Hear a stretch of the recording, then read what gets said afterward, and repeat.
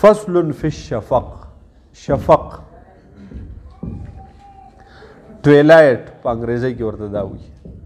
طلوع آفتاب سے قبل اور غروب آفتاب کے بعد نظر آنے والی مدم روشنی. وقتی مو سرسری ویل اس په دې کې ورته بیا وکیله مدم روشنی ٹویلائٹ یعنی شفق کہلاتی ہے. اس کی عموماً 3 اقسام بیان کی جاتی ہے: ایسٹرانومیکل ٹویلائٹ، ناٹیکل ٹویلائٹ اور سیول ٹویلائٹ.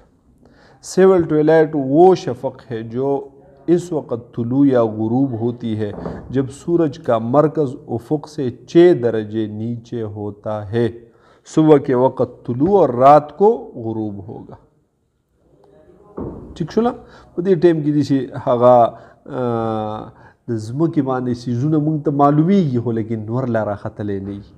6 ډیګرۍ له چې راشي که نه رڼا شي خو برابر رڼا شي واړه څیزونه هم ته یینې خو لیکن نور استاز لا راختلی نه هغه ته لږ وخت یعنې د طلوع نه 6 درجې ښکته نو 1 درجه هغه په 4 منټ کې توی کوي نو 4 24 طلوع تله 24 منټ وي. پوه شوې؟ دویم نمبر دی ناټیکل ټویلایټ. دغې سیول ټویلایټ سره هم زموږ د شریعت سره تعلق نشتی. دغې ټایم کې مونځ او یا دغې ټایم کې دغې تعلق ورسره شته نه. ناٹیکل ٹویلائٹ دا کم وہ شفق جو مرکز شمس کے افق سے 12 درجے نیچے ہونے کے وقت شروع یا ختم ہوتی ہے. ٹھیک ده چې 12 درجو له کله نور را ورسي ٹھیک ده نو دغه رڼا چې ده څه شي دا ختم شي بیا. ٹھیک ده نیچے ہونے کے وقت شروع یا ٹھیک شو په سهار ټایم کې شروع شي په ماښام ټایم کې څه شي ختم شي په 12 لچې شي. حضرت مفتی رشید احمد لدھیانوی رحمہ اللہ کی تحقیق کے مطابق مغرب کی جانب ناٹیکل ټویلایټ کا غروب ہی شفق احمر کا غروب ہے. دی وایي چې دا 12 ډیګرۍ له چې ورسي دا څه شی دی دا شفق احمر دی. دا څه شی دی شفق احمر دی. او بیا دا خو په ټولو فتاوو کې ده چې د شفق احمر او د ابیض د غروب په منځ کې 3 درجې فرق دی. وی په 15 بیا شفق ابیض غروب شي. په 12 شفق احمر غروب شي او په 15 باندې څه شي شفق ابیض غروب شي. شفق احمر شفق ابیض مستطیل شفق ابیض مستطیل. حضرت مفتی رشید احمد لدھیانوی رحمہ اللہ کے نزدیک شفق احمر 12 درجے زیر افق پر غروب ہوتی ہے جبکہ مستطیل فجر کی طرح 15 پر اور مستطیل 18 پر. یہاں صاحبین امام ابو حنیفہ رحمہ اللہ میں اختتام وقت مغرب اور ابتدائی عشاء میں اختلاف ہے. احتیاط اس میں ہے کہ مغرب کی نماز 12 درجے کے وقت سے پہلے پڑھ لی جائے. ګوره صاحبین او د امام سے په دې ځای کې لږ ته کې وختي نوم لږ خبره کړې وه خو ځای باندې لږ ځان پوه کړئ. هغه داسې امام سے فرمایي چې اختتام د مغرب راځي په غروب د شفق صاحبین فرمایي چې اختتام د مغرب راځي په غروب د شفق احمر. پوهېږي پې نو چې شفق احمر غایب شو فوراً عشاء شروع شو منځ کې وقفه نشته به دې کې وشوله. امام صاحب وایي نه د دې شفق احمر نه بعد شفق ابیض وي نو چې د شفق ابیض غروب وشي هلو تیاره شي هلو ماسخوتن شي.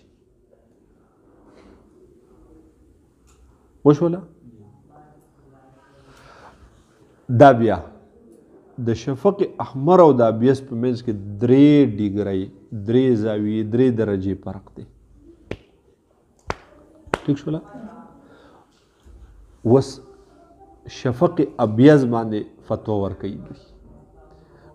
په دې کې احتیاط بیا دا دی چې د ماښام مونځ د 12 ډیګرۍ نه مخکې وکړه. په اول وخت کې مستحب دی که نه نو د 12 د شفق احمر د غروب نه مخکې د ماښام مونځ وکړه او د ماسخوتن مونځ د شفق ابیض د غروب نه بعد وکړه. په اتفاقي اوقاتو کې به دې وخت مونځ وشي.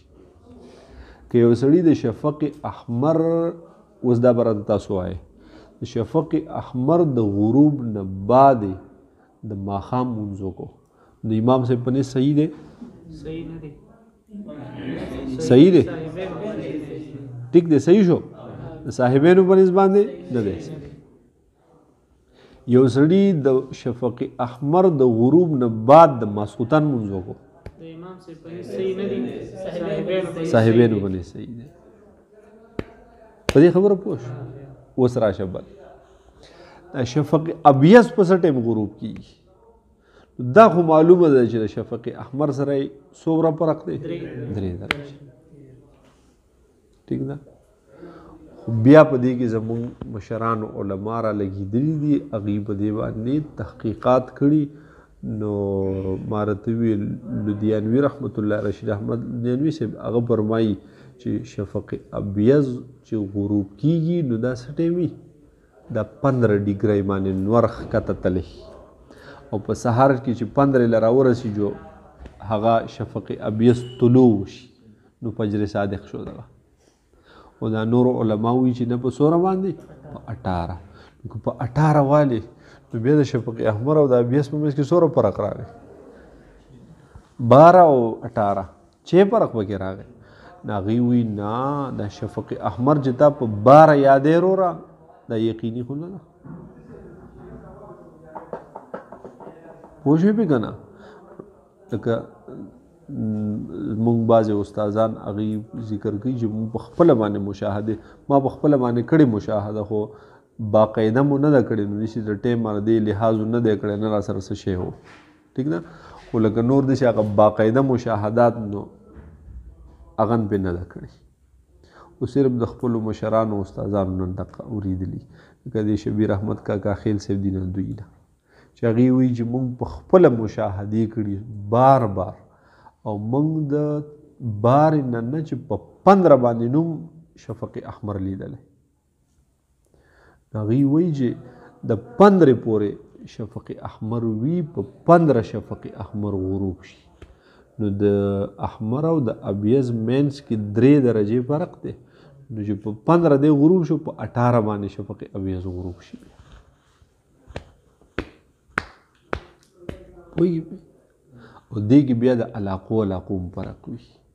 څومره چې شمالي علاقه جات دي یا جنوبي علاقه جات دي خطې دي منطقې دي نو چې د خط استوا نه څومره ته په اخوا باندې ځې نو دومره د شفق احمر هغه وخت سیوا کېږي. هغه وخت یې څه کېږي؟ سیوا کېږي. ټیک شو نه؟ چې څومره خط استوا طرف ته راځي نو دومره د هغه وخت کمیږي. به هر حال دا یو مختلف فی مسله ده. ٹھیک ده؟ نو بعضې خلق بیا په 15 ډیګرۍ د ماسوتن نقشې جوړوي بعضې په 18 جوړوي. خدای پاک دې سره زموږ ټول جنت ته بوځي ټول نه د خدای پاک رضا شي. پوه شوې په دې قصه؟ چلو بل دی اسټرانومیکل ټویلایټ. بیا په دې کې یو شفق ابیض مستطیل دی یو مستطیر دی. ٹھیک ده؟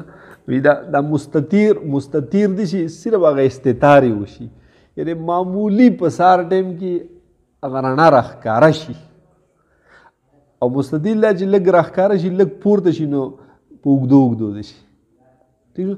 لږ پورته شي نو لږه سطح والی به کوم جوړ شي که نه نو یو مستطیل شکل پېژنې که نه لکه دا بورډ مستطیل دی 2 خطونه متوازي دا 2 خطونه متوازي هغه 2 یو بل سره متوازي فاصله یو شان دا 2 د یو بل سره فاصله یو شان که د 4 واړو فاصله یو شان دی بیا ورته چوکور وایي مربع ورته وایي. ټیک ده؟ او که 3 خطونه پې احاطه کړي وي او د مثلث وي که 2 پې کړي وي بیا نصف دایره ده. نصف دایره باندې 2 خطونه احاطه کړي وي اگه پې یو کړي وي بیا دایره ده. بیا دایره ده په دایره یو خط احاطه کړي وي که نه اگه پې 3 وکړي جو مثلث که پې 4 وکړي وي جو مربع. او دا مربع بعضې چوکور وي او بعضې داسې وي هغه بالکل متساوي ساقین هغه ټول ساقین برابر 4 واړه ساقین برابر وي او بعضې داسې وي چې هغه 2 متوازي ساقونه برابر وي یو بل سره. غیر متوازي ساقونه یو بل سره برابر نه وي. لکه دا بورډ شو دغه خط د دې خط سره متوازي دی جو دواړو فاصله هم برابر ده دغې متوازي دی دواړو فاصله هم څه ده برابر. وایي چې دا رڼا لږه راپورته شي داسې یو مستطیل شکل دی جوړ شي. پوه شوې؟ چلو بل اسټرانومیکل ټویلایټ. वो शफक जो इस वक्त शुरू या ख़त्म होती है जब सूरज का मरकज़ उफ़ुक़ से 18 दर्जे नीचे होता है। ख़ुलासा है कि 6 दर्जे तक की रोशनी सेवल, 6 से 12 तक की रोशनी नाटिकल और 12 से 18 दर्जे तक की रोशनी एस्ट्रोनॉमिकल कहलाती है। ठीक छोला यादिश हुआ दाइबल कौल मुताबिक 6 से 15 तक दा नाटिकल, 6 से 15 तक से नाटिकल और 15 से 18 तक दगा एस्ट्रोनॉमिकल। खुश होला। चलो पैदा 18 दर्जे ज़ेर उफ़ुक़ पर सुबह के वक़्त सूरज की पहली रोशनी नमूदार होती है और शाम को 18 दर्जे पर गायब होती है। सुबह 18 दर्जे से पहले और शाम को 18 दर्जे के बाद सूरज की किसी किस्म की रोशनी उफ़ुक़ पर नहीं। नूर च द सार की दो 18 नखकत हो द पाल द पारा रना नहीं, सिर्फ द राड रना वही नहीं, नूर रना नशीली और दिशी चीज मासूतन द 18 नखकत शुन ब्याउम रणावी ना वली नवी कल कल के देम शी। हाँ वही द बिया पजरे काजिब हुई आगा असल की द नूर रना नहीं या द स्तोर रना या मिसाल बतौर द यो स्तूरी दिशी रनाई चाहे स्तूरी तलान दिन नूर मखामखी कना नो आगा रना यो सयारा वगैरह या बल सयार चा नो अगेन आगा रना दिशी खीज होंगी नो सड़ी ता अगलग पूग दो बांधी कज़न बिसरहान दसी अगर लफज दे और लगना अगर बिया अगर मुस्ततील नहीं भी बल्कि अगर दसी तूलन भी उगदो उगदो मानी भी अगर सुबह काजिब भी दागे सर इस किस्म हुक्म ताल्लुक निश्ती। जोड़े का लाइट या बुरूजी रोशनी अदा के तो बुरूजी रोशनी और तुम दागे सुबह काजिब था कौस क़ुज़ा की तरह एक निकासी रोशनी जो साल भर में सिर्फ 2 माह के दौरान बाज़ मकामात पर नमूदार हो दा न पर हर जई की न पर टोल काल की बल्कि बाज़ जईनू सुबह काज़े बल्कि बाज़ जईनू की और बाज़ अवकातों की न हमेशा न पा रही न पर हर जई की बस जो साल भर में सिर्फ 2 माह के दौरान बाज़ मकामात पर नमूदार होती है। एस्ट्रोनॉमिकल ट्वेलाइट से काफ़ी पहले बिल्कुल ख़त्म हो जाती है। पैदा वस्त अगस्ता वस्त अक्टूबर में रोशनी मशरक़ की तरफ एस्ट्रोनॉमिकल ट्वेलाइट से काफ़ी पहले ज़ाहिर होती है। इसी तरह यह रोशनी मगरिब की तरफ वस्त फरवरी था वस्त अप्रैल में ज़ाहिर होती है। जॉर्ज एबल ने अपनी किताब एक्सप्लोरेशन ऑफ द यूनिवर्स मतबूआ 1964 में ज़ोडिकल लाइट से मुतालिक लिखा है कि इसे बाज़ अवक़ात सुबह काज़िब भी कहा जाता है। इससे यह गलत फहमी हो सकती है कि इसके बाद ज़ाहिर होने वाली एस्ट्रोनॉमिकल है कि ज़ोडिकल लाइट का इस्तिलाह शरीयत फज्र मुस्ततील वगैरह से कोई ताल्लुक़ नहीं बल्कि ज़ोडिकल लाइट तो फज्र मुस्ततील एस्ट्रोनॉमिकल ट्वेलाइट से काफ़ी पहले ख़त्म हो जाती है। नेज़ ये सूरज की रोशनी ही नहीं व तफसील फ़ी अहसनिल फतावा ज़ोडिकल लाइट के मुतालिक कुछ तफसीलात इसके ख़िलाफ़ भी मिलती है जो प्रोफेसर अब्दुल लतीफ़ साहब ने अपनी किताब सुबह सादिक़ व काज़िब में ज़िक्र की है। फलयुराजिह फसलुन फ़िल आलात उस्तरलाब वगैरह दा पुखाने आलात विच बदे सर भाई अगा दस्तूर पैमाइश का उचियारा दा स्तोर जमुन न पदे जाविया दा पदे जाविया दे पदे दोरा इर्तिफाई दा दोरा अगा असिमती दुमर दे वगैरह दा अगे बजे बान विया दा जीपीएस बीपीएस रुवती लग पदे मोबाइल या लोकेशन दगा ची वर्क कना दगा ता तुलुल बलद तारजुल बलद या तो बदी की जैसे एप्लीकेशन या जैसे सॉफ्टवेयर पर कंप्यूटर की इंस्टॉल कीजिए अगेना तखीची दा स्टोर उस पदी ज़बाने दे दा सैयारा पदी ज़े दा सैयारा पदी ज़े दागे सर ये कनेक्शन वाला बराबर कर फसलुन फिल निज़ाम शमसी दा फसल दे पर बयान द निज़ाम शमसी की सोलर सिस्टम होता हुई दा सिस्टम दा खपली मुताले दे हाँ होएगी भी चलिए तासु मुताला हो गया बदी कि से इस्तला उस पूस दगा पे निश्ता हो च सदी अगर टोल बदी की ठीक ना दे दगा एक नूर सुमरा काटते ज़मकी न सुमरा काटते गरमाइश पदी के सुमरा सेंटीग्रेड ने ठीक छोला और दा हरकत सरंगी कई जिसे ज़मका दा कम कम हरकत की दा सोरो काटा दा स्पंगमई न काटा दा नूर न वड़ा दा द प्लान की सैयारे न गटा दा द प्लान की न वड़ा दा बल सैयारा दा नवर जमुन पासिला सुमरा दा द स्पंगमई पासिला राना सोरा दा टोल मालूमात थी नवर स्पंगमई द ज़मकी दे मुतालिक اسمان چې دی کنه ها د ځمکې نه چې ګیر چاپېره تود نو دا ورسره د نورو سیارو نه هم تود دی د ټول کائنات نه نشي تاولی دا څه چې موږ ته ښکاري په نظر راځي که نه دا ټول د دې نه لاندې هغې نه بره بیا څوک تلي نه دي بغیر د رسول الله صلی الله علیه وسلم نه او حضرت عیسی علیه السلام هم تللی ټیک ده هوښیار سړی ځي خو چې کله مړ شي یا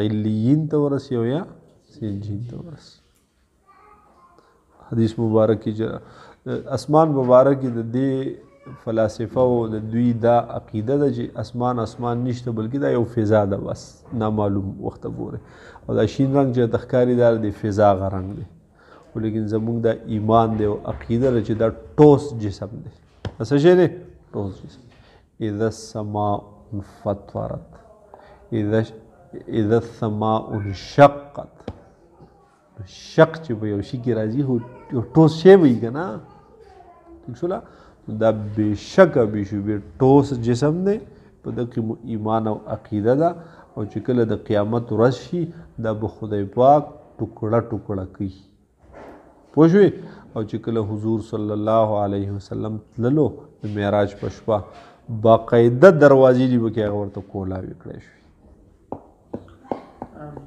پوهېږي پې که نه بیا بل اسمان ته بل ټولو ته ور وخت جنتونه دوزخونه د هر څه سیر یې وکړو هر څه سبحان الذي اسرا بعبده ټیک شوله د دغې ټولو چکر الله تعالی ورله ورکړی زمونږ پې دا ایمان او عقیده چې دا ټوس جسم دی بل د دې اجسام طبیعیو نه قرآن و حدیث د دې نه ذکر نه کوي دې نه بحث نه کوي او عرضن ورسره راشي دغه ورسره راشي لکه هغه طبعا عرضن د دې بحث پکې راشي د مقصود د سمجھاولو دپاره یعنی ذاتاً دې نه بحث نه کوي خو طبعا ذکر راشي پوه شوې پې لکه الله تعالی د خپل قدرت ذکر کوي نو پکار ده چې موږ د الله تعالی قدرتونه وپېژنو معرفت خداوندي راته حاصل شي نو د هغې معرفت خداوندي د سمجھاولو دپاره الله تعالی د ځمکې د اسمان د ستورو د سپوږمۍ